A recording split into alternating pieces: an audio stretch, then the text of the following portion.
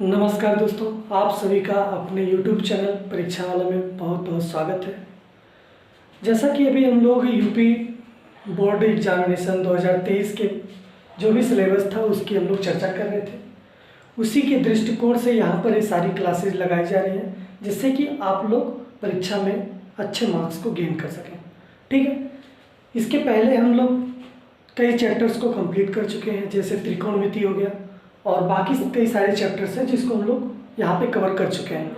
आज हमारा ये दो चर वाले रैखिक युग्म समीकरण की बात हम लोग करेंगे यहाँ पे, और जिससे कि ये भी पेपर के लिए इम्पॉर्टेंट हो जाता है और यहाँ पर ये छोटे छोटे क्वेश्चंस को सॉल्व करके आसानी से हमको मार्क्स को लेने में हेल्प मिलती है। ठीक है, अगर हम लोग इसको ध्यान से अगर करेंगे तो ये चीज़ें आसानी से कवर हो जाएगी और जब आसानी से कवर होगा तो हम लोग पेपर में अच्छे मार्क्स को गेन कर लेंगे, क्योंकि आप लोगों का पेपर बहुत ही नज़दीक है। तो आप अभी हम आगे चल करके कुछ एग्जामिनेशन में पेपर को सॉल्व करने की स्ट्रेटजी भी बताएंगे और बहुत सारी चीज़ें बताएंगे जिससे कि आप लोग पेपर में अच्छे मार्क्स को गेन करेंगे। आइए हम लोग देखते हैं कि दो चर वाले रैखिक युग्म समीकरण की बात करते हैं, यानी कि यहाँ पे दो चर हमारा होता कौन कौन सा है।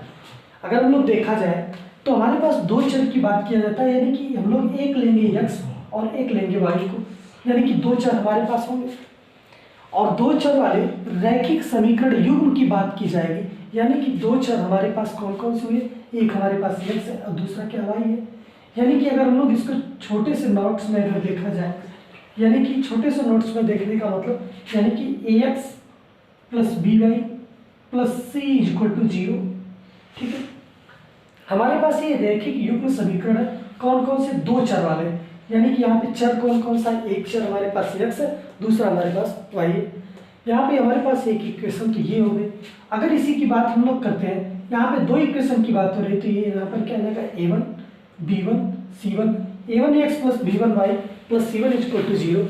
एक हमारे पास रैखिक समीकरण ये तो हमारे पास ये हो गया दो चर वाला। दूसरे की बात हम लोग करते हैं तो a2x plus b2y plus c2 equal to 0, यानी कि दो हमारे पास यही युग्म हो गए, यानी कि दो चर वाले दो रैखिक युग्म समीकरण हमारे पास मिल गया। ठीक है, आइए हम लोग देखते हैं प्रश्न की ओर चलते हैं। आगे हम इस चीज़ को भी एक्सप्लेन करेंगे और जब हमारे पास उस टाइप का क्वेश्चन आएगा, उस टाइप के क्वेश्चन को लेकर चलेंगे, तब वहाँ पे आप लोगों को एक्सप्लेन कर देंगे। ठीक है, ज़्यादा समय बर्बाद न करते हम लोग सीधे सीधे क्वेश्चन की तरफ चलते हैं। यहाँ पे पहला क्वेश्चन दिया हुआ है 2x plus 3y equal to 18।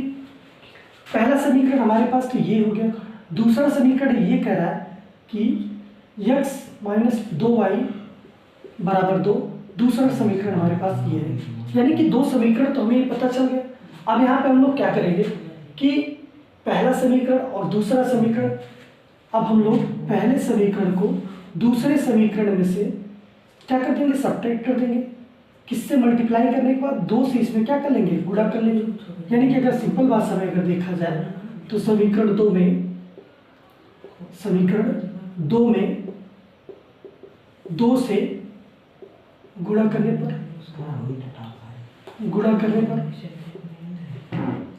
दो से गुणा करने पर,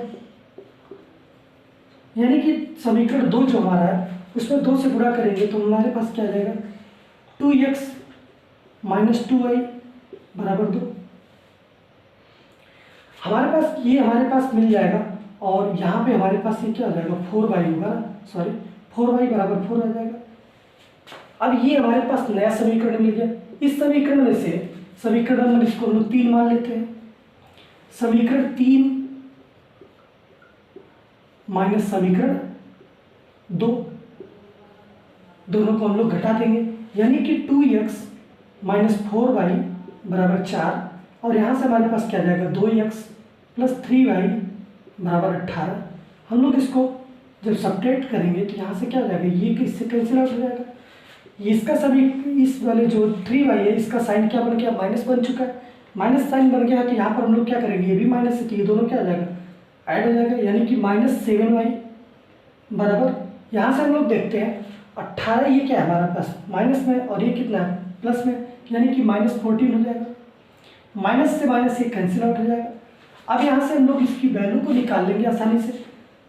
7y बराबर कितना आ जाएगा 14 यानी कि y का मान अगर हम लोग यहाँ से निकालेंगे तो 14/60, यानी कि 7 दूना 14, y बराबर क्या आ जाएगा 2। हमारे पास y का मान तो पता चल गया।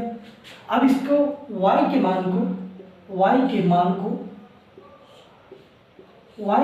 को समीकरण 1 में रखने पर, समीकरण 1 में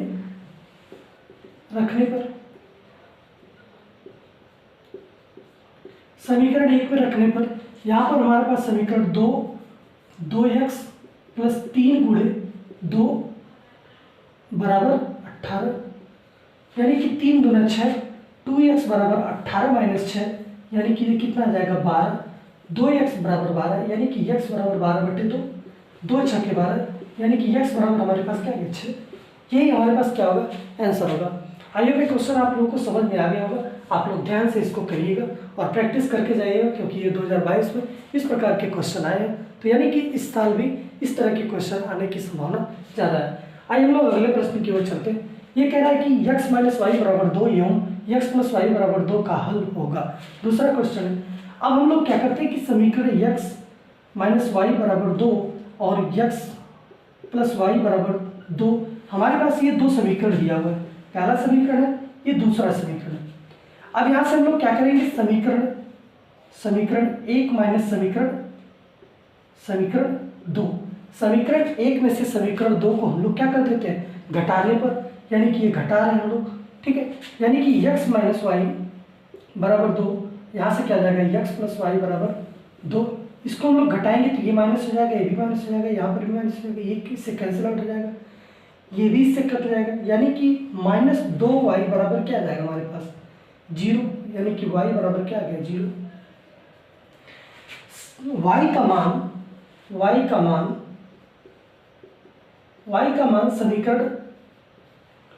मान समीकरण 1 में रखने पर, ठीक है, y का मान समीकरण 1 में जब हम लोग रखेंगे तो यहाँ से क्या आ जाएगा x - y = 2, यानी कि x - 0 = 2, यानी कि x बराबर क्या आ जाएगा 2। यही हमारा क्या होगा आंसर होगा, ठीक है। ये भी हमारा क्या था आंसर था, ठीक। हमारे पास y का मान 0 और x का मान 2 आ जाएगा। यही इस समीकरण को हल करने के बाद हमें x और y के मान मिलेंगे। आइए ये क्वेश्चन आप लोगों को समझ में आ गया होगा। आप लोग तब तक इस क्वेश्चन का स्क्रीनशॉट ले लें, ठीक है।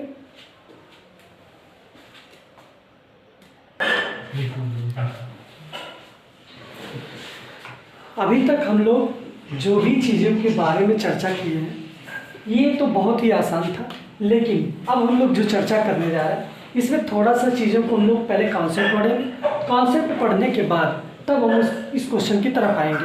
आइए हम लोग पहले कॉन्सेप्ट के बारे में देखते हैं कि दो चर वाले रैखिक समीकरण युग्म की बात की जा रही है। यानी कि यहाँ पर जब भी ऐसी बात की जाएगी, यानी कि दो चर वाले हमारे पास क्या होंगे रैखिक समीकरण युग्म होंगे, ठीक है। यानी कि सबसे पहले हम लोग कॉन्सेप्ट की बात करते हैं कि क्या इसमें कॉन्सेप्ट है, इसके बारे में हम लोग यहाँ पे चर्चा कर लेते हैं। छोटा कॉन्सेप्ट है, उसको हम लोग देख लेते हैं आसानी से, उसके बाद हम लोग क्वेश्चन की तरफ आएंगे, ठीक है। यहाँ पर आइए ध्यान दीजिए कि ये कॉन्सेप्ट कौन सा है।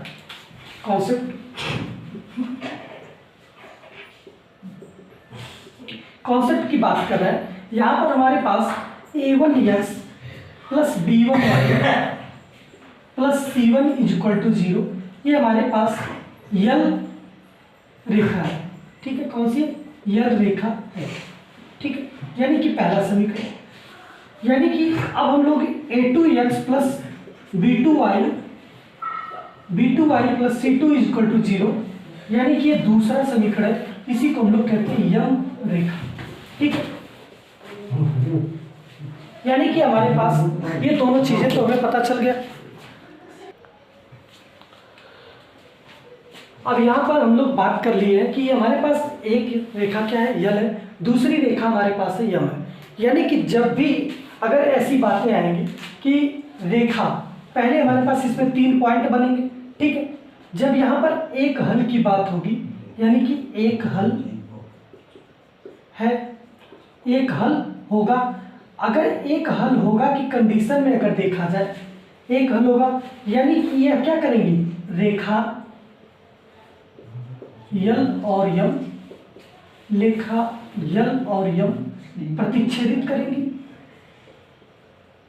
प्रतिच्छेदित करेंगी, यानी कि रेखा यल और यम प्रतिच्छेदित करेंगी। उस कंडीशन में क्या होगा हमारे पास, A1/A2 does not equal to B1/B2, ये हमारे पास कंडीशन होगी इसकी। ठीक, अब दूसरी बात हम लोग करते हैं, यहाँ पे दूसरा चीज कह रहा है, दूसरे समीकरण की बात हम लोग जब करते हैं, दूसरे कॉन्सेप्ट की बात करते हैं, यानी कि अनंत हल होंगे, अनंत हल होंगे, यानी कि रेखा यल, रेखा यल और यम संपाती होंगी। कैसी होंगी, संपाती होंगी, यानी कि जब संपाती होंगी तो उस कंडीशन में A1/A2 equal to B1/B2 equal to C1/C2, ये तीनों की तीनों क्या होंगे, आपस में बराबर हो जाएंगे। ये कहाँ से आ रहे हैं, ये हमारे पास जो हमारे रेखिक युग्म समीकरण है उनके जो चर है, चर के कोफिशिएंट है, यानी कि चर के क्या है, गुणांक है, यानी कि ये यहाँ से हम लोग कंपेयर करके पहले और दूसरे रेखा के युग्म समीकरण से हम लोग इस चीज को लिख रहे हैं। अब तीसरा इसी में बात करते हैं, तीसरी पॉइंट ये है, तीसरी पॉइंट की बात ये कह रहा है कि अद्वितीय हल होंगे। क्या होंगे, अद्वितीय, अद्वितीय हल होंगे। अद्वितीय हल होंगे की कहानी में हम लोग देखेंगे कि रेखाएं परस्पर हों, रेखा यल और यम, रेखा यल और यम समांतर होंगी,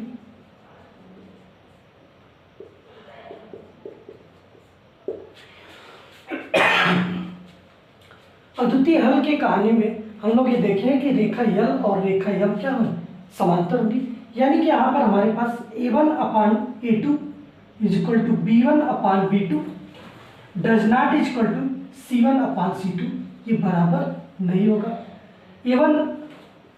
A1/A2 बराबर B1/B2 does not equal to C1/C2, ये यहाँ पे बराबर नहीं होगा। यही हमारे पास इस रेखिक युग्म समीकरण के तीन क्या होंगे, युग्म, तीन कंडीशंस होंगी। तीनों कंडीशंस को आप लोग याद कर लें और इसी पे हमारे सारे क्वेश्चंस लगेंगे। सॉरी, ध्यान दीजिएगा, यहाँ पे थोड़ा सा परिवर्तन है, यहाँ पर कोई हल नहीं होगा। क्या होगा, कोई हल नहीं होंगे, ठीक है, कोई हल नहीं होंगे। कोई हल नहीं इसलिए होगा क्योंकि यहाँ पे तो ऑलरेडी ये कह रहा है कि दोनों रेखाएं समांतर है, तो यहाँ पे अद्वितीय हल की कोई बात ही नहीं होगी। अद्वितीय हल का मतलब कि एक हल, यानी कि कोई दूसरा हल नहीं होगा, यानी कि पहली वाली कंडीशन आ जाएगी। लेकिन इसके केस में कोई हल नहीं होगा, यहाँ पर समांतर होंगी रेखाएं, A1/A2 equal to B1/B2 does not equal to C1/C2, ठीक है। अब देखिए कि हमारे पास ये कंडीशन सारे हमें पता चल चुकी, तो यहाँ पर हमें k के किस मान के लिए रैखिक समीकरण युग्म kx + y = k² तथा x - ky बराबर 1 के अनेक हल होंगे, ठीक है। अनेक हल होंगे मतलब कि बहुत सारे हल होंगे, यानी कि कहने का मतलब अनंत हल होंगे। क्या हम लोग ये कंडीशन लगा सकते हैं। अब यहाँ पर हम लोग देखेंगे कि हमारे पास समीकरण पहला क्या है, kx + y बराबर k², ठीक। इसको अगर हम लोग सही से लिखा जाए तो kx + y - k² बराबर 0, ठीक है। अगर हम लोग यहाँ से, ये तो हमारे पास पहला समीकरण है। दूसरा x - ky बराबर 1, यानी कि इसको हम लोग अगर लिखा जाए तो x - ky - 1 बराबर 0। यहाँ से हम लोग a1 की वैल्यू अगर निकालेंगे तो a1 बराबर k, b1 की वैल्यू निकालेंगे तो y, और c1 की वैल्यू निकालेंगे तो क्या आएगा, यहाँ पे -k² आएगा, क्योंकि हम लोग इसी को कंपेयर कर देंगे किससे, a1x + b1y + c1 = 0 से। जब इसको हम लोग इससे तुलना करेंगे रैखिक युग्म समीकरण के मानक रूप से, तो यहाँ पर हमें a1 बराबर निकलेगा, b1 बराबर निकलेगा, c1 बराबर निकलेगा। उसी तरह से इस समीकरण को भी हम लोग तुलना कर लेंगे स्टैंडर्ड समीकरण से, मानक समीकरण से। यानी कि यहाँ पर A2 की बात हम लोग करेंगे तो 1 आ जाएगा, B2 की बात करेंगे तो -1 आ जाएगा, यानी कि C2 की बात करेंगे तो हमारे पास क्या आ जाएगा, -1 आ जाएगा। यहाँ पर माइनस के आएगा, सॉरी यहाँ पर माइनस के आ जाएगा, ठीक। लेकिन हमें ये कह रहा है कि इसके अनेक हल होंगे। अनेक हल होने का मतलब कि हमारे पास कौन सी कंडीशन लगेगी, तीसरी वाली, सेकंड वाली, यानी कि अनंत हल के केस में, अनंत हल के लिए इसके लिए हम लोग क्या करेंगे, A1/A2 बराबर B1/B2 बराबर C1/C2, यानी कि हम लोग A1 का मान यहाँ पे रखेंगे K/A2 का मान 1, B1 का मान रखेंगे, B1 का मान यहाँ पर क्या है, सॉरी B1 का मान यहाँ पर 1 आएगा ना, यहाँ पे Bx होता है तो यानी कि B1 का मान 1 हो गया, यानी कि B1 बराबर 1 B2 का मान कितना हमारे पास है, -k, ठीक, बराबर। उसके बाद हम लोग देखेंगे C1/C2, C1 का -k² है और C2 का मान कितना, -1 है, यही है हमारे पास। अब उसके बाद हम लोग देखेंगे कि ये जो मान क्या होगा, इससे कैंसिल हो जाएगा, ये तो इससे कैंसिल हो जाएगा। अब हम लोग इसको देखेंगे कि यहाँ से k का मान हमें बताना है, ठीक है। k के किस मान के लिए रैखिक समीकरण युग्म और इसके लिए अनेक हल होंगे, यानी कि यहाँ से k का मान की बात हम लोग करेंगे तो k = कितना आ जाएगा, k² = -1 आ जाएगा, यानी कि ये इसको क्रॉस मल्टीप्लाई कर देंगे, इधर चला जाएगा तो हमारे पास ये मिल जाएगा, ठीक है।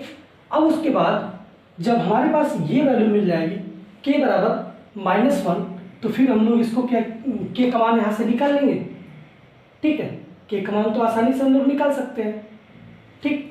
A1/A2 कितना था हमारे पास, A1 हमारे पास k है और A2 कितना है, 1 है, A2 1 है, B1 कितना है, 1 है और B2 कितना, -k, C1 कितना, -k² है और ये कितना है, -1, यानी कि अगर हम लोग इसकी बात करेंगे तो k बराबर हो जाएगा करड़ी में -1, ठीक। k का मान तो हमारे पास ये आ गया, ठीक है।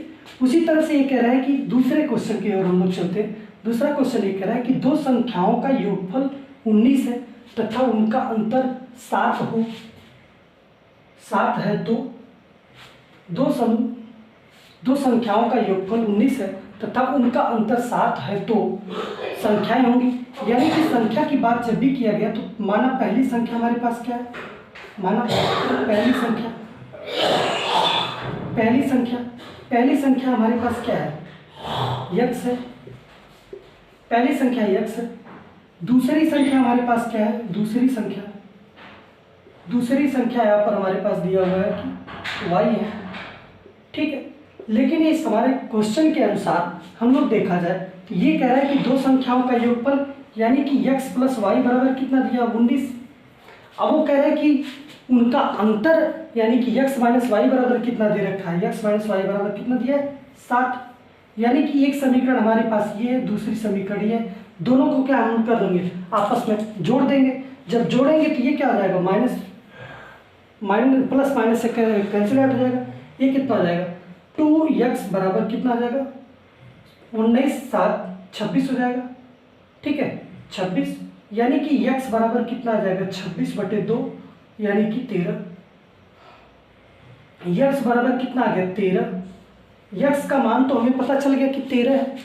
जब x का मान हमें पता चल गया 13 है, सॉरी इधर हम लोग इधर साइड देखते हैं, ठीक है। यह 2x बराबर कितना आ गया, 26। यहाँ पे हम लोग देख लेते हैं 2x बराबर कितना आया, 26 आया है। 2x बराबर 26, तो x बराबर कितना आ गया, 26/2 यानी कि कितना आ गया, 13। यानी कि x का मान कितना आ गया, 13। x के मान को समीकरण 1 में रखने पर,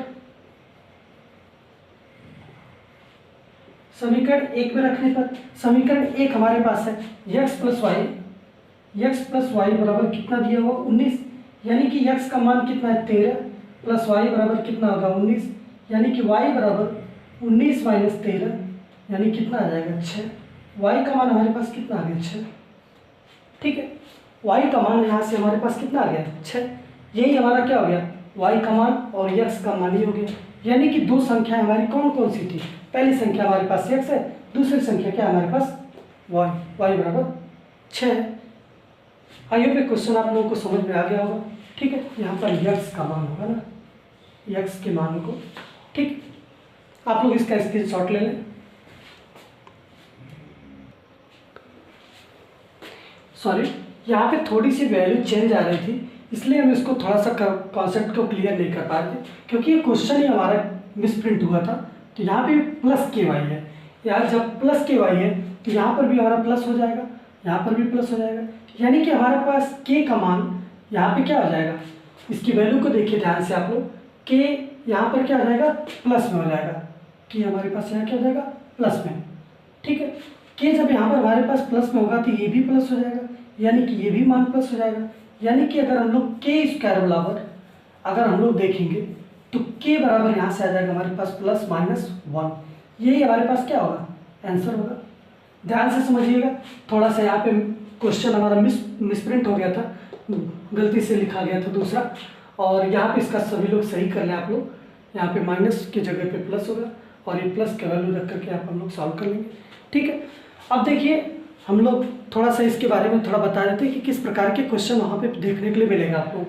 अभी हम लोग एक कंडीशन को हम लोग करवा दिए कि ये कंडीशन हमारे पास ये है कि अनेक हल होंगे। ठीक है, जब अनेक हल की बात हुई तो यानी कि a1/a2 = b1/b2 = c1/c2 हो गया। सेम इसी तरह से अगला क्वेश्चन बनेगा कि बोलेगा कि एक रेखा दूसरी रेखा को प्रतिच्छेदित कर रही है तो किस मान के लिए करेगी, के किस मान के लिए। यहाँ पे दो समीकरण दे देगा, यहाँ पर के की वैल्यू के छिपा देगा उसी में। ठीक है, और उसके बाद बोलेगा कि किसके लिए दोनों रेखाएं प्रतिच्छेदित है तो के का मान क्या होगा, यानी कि पहली कंडीशन आप लोग लगा करके आसानी से सॉल्व कर लेंगे, क्योंकि बहुत सारे क्वेश्चन इसी बेसिस पे आए हुए हैं। ठीक है, और उसके बाद दूसरी चीज़ के बारे में हम लोग, तो दूसरा कॉन्सेप्ट हमारे पास ये था, दूसरी पॉइंट पे हम लोग एक क्वेश्चन करवा चुके हैं। फिर उसके बाद तीसरे की बात करते हैं, तो तीसरा हमारे पास कह रहा है कि कोई हल नहीं होंगे, यानी कि कोई हल नहीं होंगे जब रेखाएं एक दूसरे के क्या हो समांतर में हो। जब एक दूसरे के समांतर होंगी तो कोई हल नहीं होगा। उसके बाद हम लोग तीसरे कंडीशन को लगा करके हम लोग सॉल्व कर देंगे, यानी कि हमारे पास ये भी कॉन्सेप्ट क्लियर हो गया। यानी कि इससे भी हमारे पास 3 क्वेश्चन बनेंगे। 3 क्वेश्चन हम शुरुआती में करवाए थे 6, और बाकी ये 2 क्वेश्चन ही हो गया 8 क्वेश्चन। एक चैप्टर से हम लोग 2 चर वाले रैखिक युग्म समीकरण की बात जो कर रहे थे हम लोग 8 क्वेश्चन करवा चुके हैं। ठीक है, आई होप क्वेश्चन और ये जो वीडियो है आप लोगों को पसंद आया होगा। अगर ये लेक्चर आप लोगों को पसंद आया तो आप लोग इस चैनल को सब्सक्राइब करें, लाइक करें और लोगों तक पहुंचाने के लिए शेयर करें। ठीक है, जिससे कि बहुत सारे लोगों बल्क मात्रा में लोग जुड़ सकें और सबका भला हो सके। ठीक है, थैंक यू।